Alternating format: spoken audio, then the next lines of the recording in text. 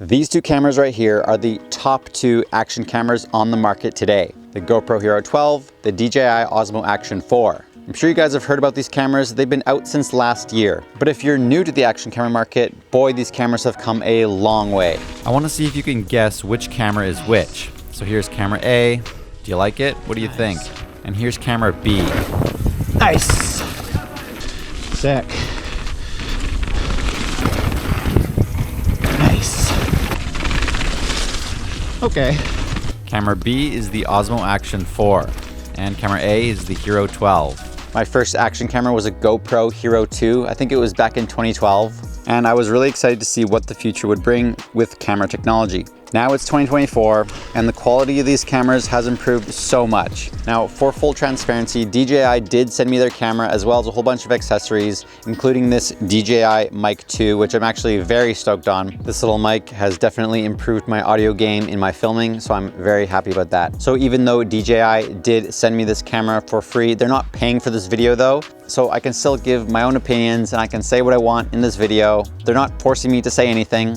I'm just gonna give my honest opinions about these cameras. I'd say these cameras are quite different, but also quite comparable. Physically, they look a bit the same. Osmo Action 4 is a little bit smaller, but lighter, 145 grams to GoPro's 153 grams. The button layout is exactly the same. The lens placement, if it ain't broke, don't fix it, right? One of the major things to talk about here is the mounting system. The DJI definitely has a superior mounting system to the GoPro. These things have a really cool magnetic clip-in mount. It's actually so handy. To be able to connect it and remove it this quickly is such a nice convenience. Not to mention the fact that you can set this thing permanently to the right angle, and then to be able to just connect the camera on and off your helmet just fine. Keeping the same angle always is invaluable. It's so valuable, in fact, that for the GoPro, I actually put on a third-party mount. It's from Falcam. This is a 3-in-1 mount, so it actually works with the same DJI mounts. So I've been using that for the last, I don't know, almost year.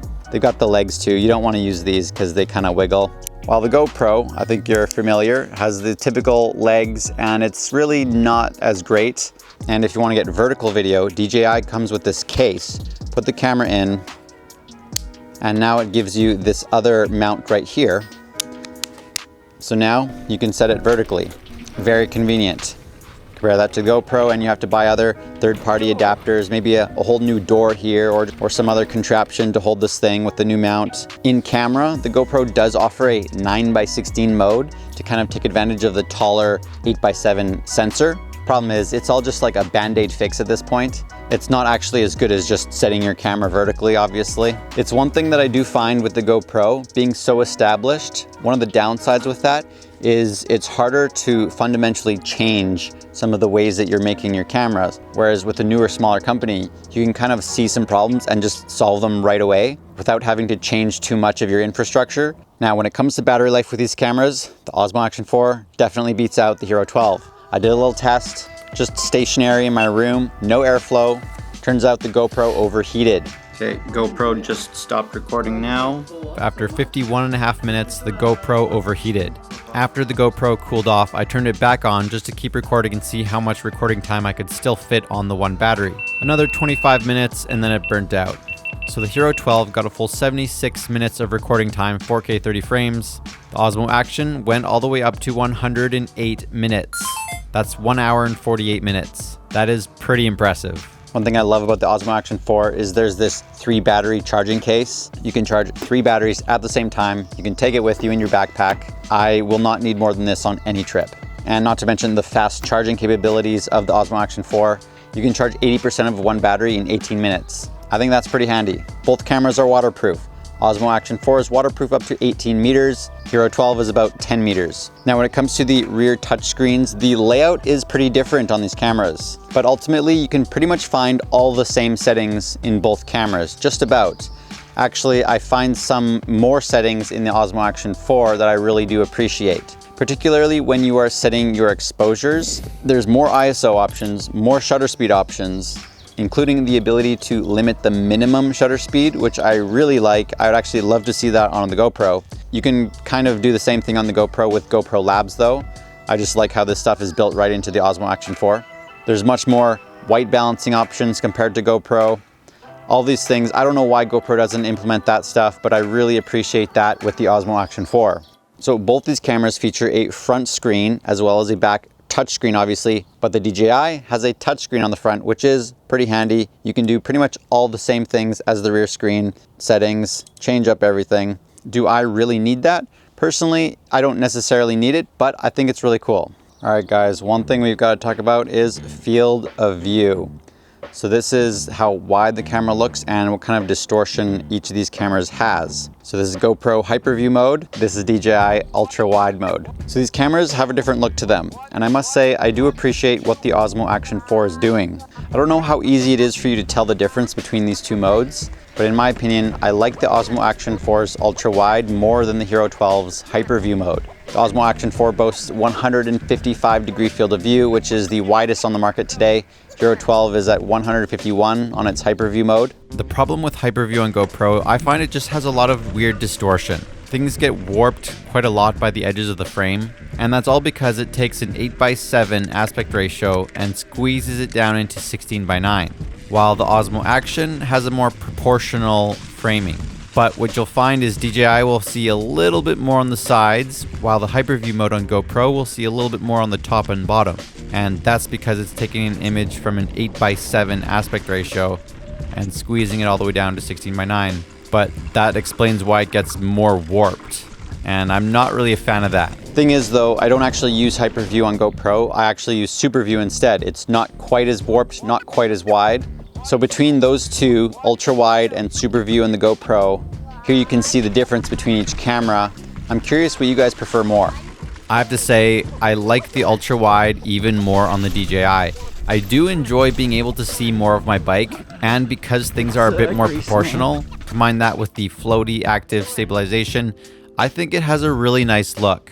What's your opinion on this? Get things steeping up here. Remember, it got steep here, that's right.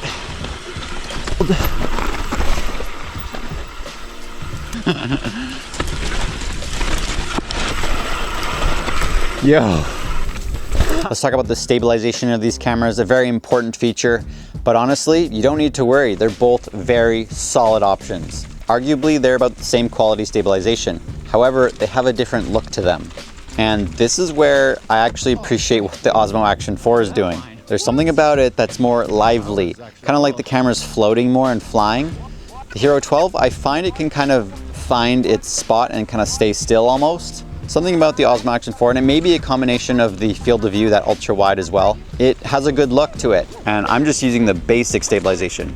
I only ever use the regular Hyper Smooth on GoPro. I never go to Hyper Smooth Boost. And for the Action 4, I always just use the Rock Steady mode, never the Rock Steady Plus, because I don't need it to be that overly smooth, and I don't need it to crop in anymore.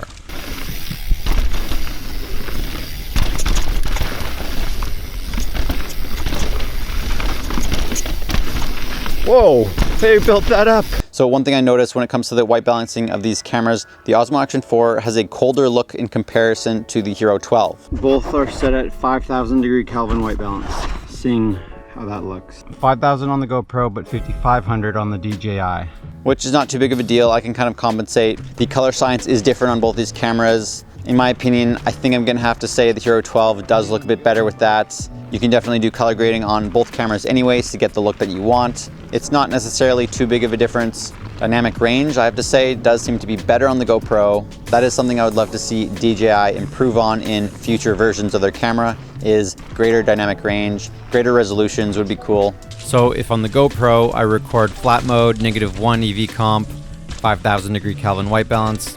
On the Osmo Action 4, I like to do a -0.3 EV comp, 5,500 Kelvin white balance typically, and D-Log M. Those are some of my favorite settings. Plus, I set noise reduction to 0 and sharpness to -2. I find the default images are a bit overly sharp on this camera. Feeling pretty good controlled on my bike. I'm liking that. I like being able to look at Dean's lines and try to copy him from time to time. Ooh. Both cameras have 10-bit recording and a log mode, and I really do appreciate that quite a bit. In my opinion, I do think the GoPro has superior image quality. I do think the log mode is better also, though I've actually found myself just using the regular flat mode on GoPro most often anyways. While on the Osmo Action 4, I always use log mode. I kind of do wish there'd be more LUTs available for both cameras actually in their log modes. But if I really want, I could also just make my own LUT for the Osmo Action 4 as well. So both these cameras, of course, can do 4K up to 120 frames a second. GoPro, of course, has the upper hand, being able to record 5.3K up to 60 frames. Of course, resolution isn't everything. So the sensor sizes on these cameras are different. The DJI has a bigger sensor. It's a 1/1.3 inch sensor. GoPro is a 1/1.9 inch sensor. The GoPro is more vertical, being 8.7, and the Osmo Action 4 sensor is lower resolution because it does not go up to 5.3K. That actually means it's better in low light. And I've done the tests. Let me tell you, the DJI definitely is better at low light than the GoPro, especially when it comes to the noise levels. Look at 6400 ISO on both cameras. There's a pretty clear difference, isn't there? The Osmo Action can even go up to 12,800. But there's more to talk about than just how much grain there is.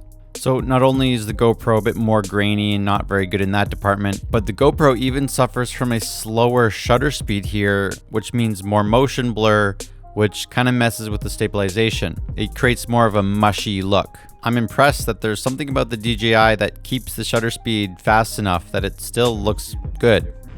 So if I pause while I'm shaking my helmet around, you can see more motion blur on the GoPro. Now, I'm not going to say that the Osmo Action is perfect or anything. I do notice some type of ghosting effect going on in low light, so it's not totally crisp and clear as I'd wish.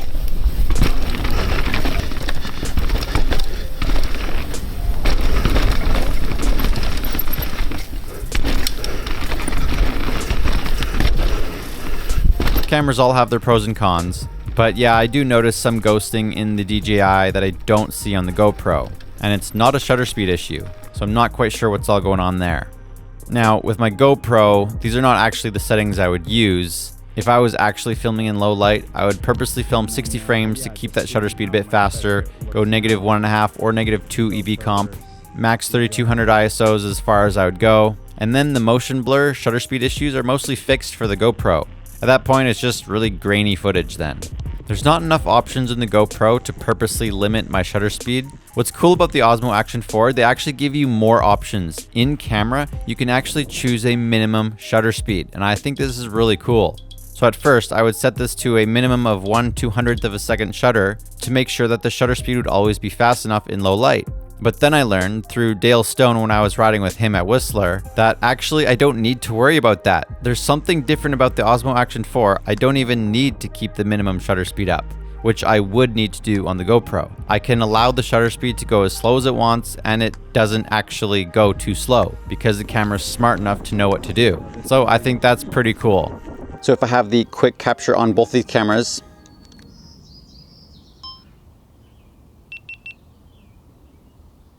the GoPro was at least 1 to 2 seconds slower than the DJI. So let's also talk about audio for a second here. The only way you can get good audio with the GoPro is with one of these foam windscreens. Now, I don't really mind using these. I've used this for the longest time. It's fine. It does make the camera a bit more susceptible to overheating, but as long as you turn the wind reduction off in camera and then you let the foam do the work, it actually works really well.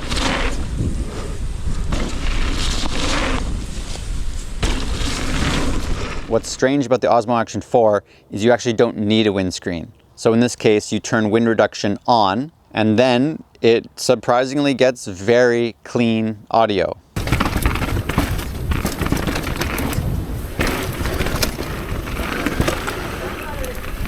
Sweet, yo. Now, I did buy a foam windscreen for it, just found something on Amazon. So then when it's on, I would turn wind reduction off and then see how it sounds. Check it out. Oh, cool.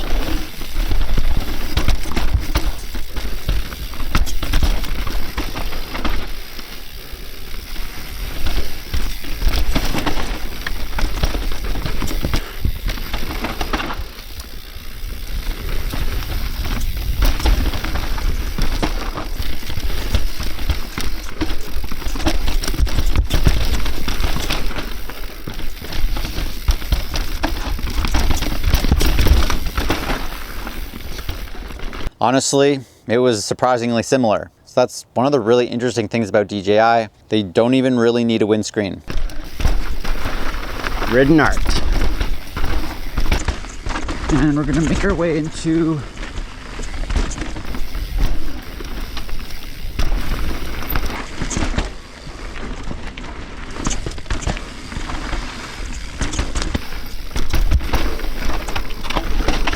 okay. Let's actually just do a little audio test here. This is DJI Osmo Action 4 audio, and this is GoPro Hero 12 audio. What do you guys think sounds better? Can you tell a difference? And then this is just the audio from the DJI Mic 2. This is the Osmo Action 4. This is Hero 12.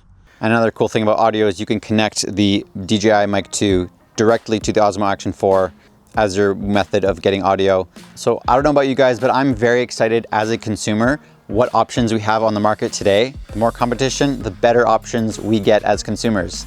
And I have to say, these are definitely my two favorite options. I might be leaning more towards the Osmo Action 4. I'm curious what you guys think. Let me know in the comments, which camera would you choose? Especially if you haven't owned any camera before, which company would you buy into? Thank you for watching, everyone. And if you haven't already, make sure you see my most recent video riding Whistler opening day. I had one of the worst crashes I've ever had on a mountain bike, but it's actually not fun to watch. So maybe don't watch that video.